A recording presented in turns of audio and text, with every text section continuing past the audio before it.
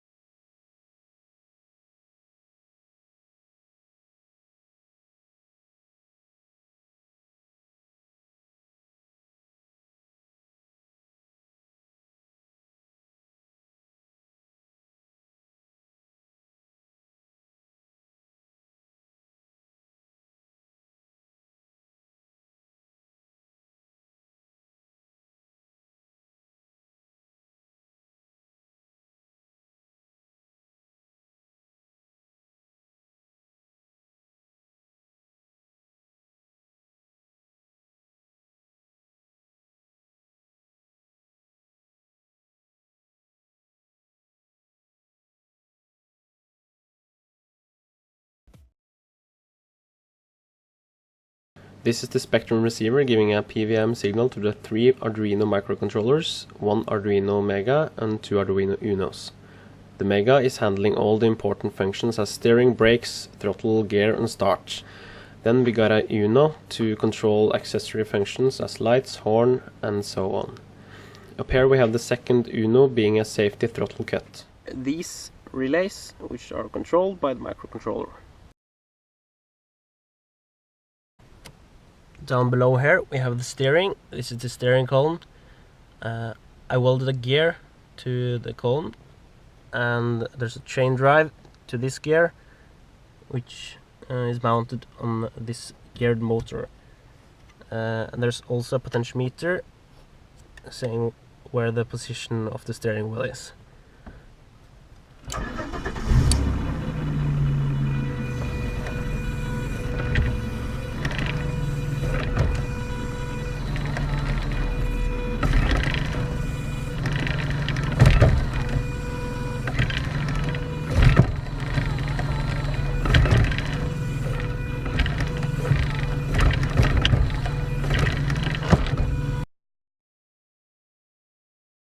This is the brake actuator. It's kind of overkill, but it is strong enough and it's fast enough. and this is a sliding potentiometer to give feedback to the microcontroller.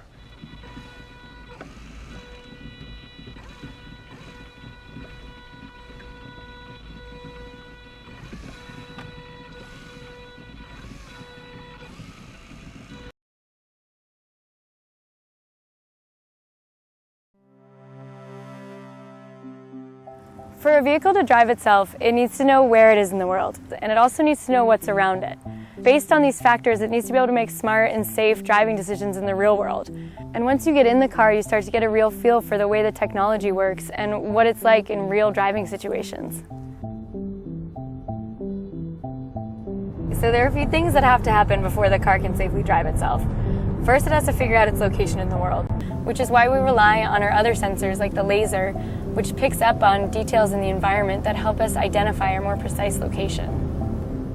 So think of the sensors as the car's eyes and ears, but with eyes that can see far off into the distance and 360 degrees around the car. We use GPS, but while we take in a ton of information using our sensors, it's our software that really processes all of this and differentiates between objects. Based on what the vehicle senses and processes, these objects will be represented by different colored boxes. Cyclists will be red, pedestrians yellow, and the vehicles will appear as either green or pink. These boxes demonstrate the processing that takes place within the software. And think about the complexity here. People look different, cars have different shapes and sizes, yet despite these nuances, the software needs to classify these objects appropriately based on factors like their shape, movement pattern, or location. For example, if there's a cyclist in the bike lane, the vehicle understands that this is a cyclist, not another object like a car or a pedestrian, and the software can also detect the cyclist's hand signal and yield to them appropriately. When our engineers think about where the car should drive and how, safety is always the top priority. So the vehicle takes into account many things like how close it is to other objects or matching speed with traffic or anticipating other cars cutting in. For example, our engineers have taught the software to detect the large vehicles, and the laptop shows them as larger boxes on the screen. As our vehicle passes by a large truck, it will actually keep to the farther side of the lane and give ourselves a little bit more space. We've also taught the vehicle to recognize and navigate through construction zones. The vehicle sensors can spot the orange signs and cones early to alert the car of any lane blockage ahead, and then we can change lanes safely. By getting out there and driving in the real world, we're getting a better understanding of what exactly it's going to take to improve the safety and comfort and ease of transportation. And that's really what our project's all about.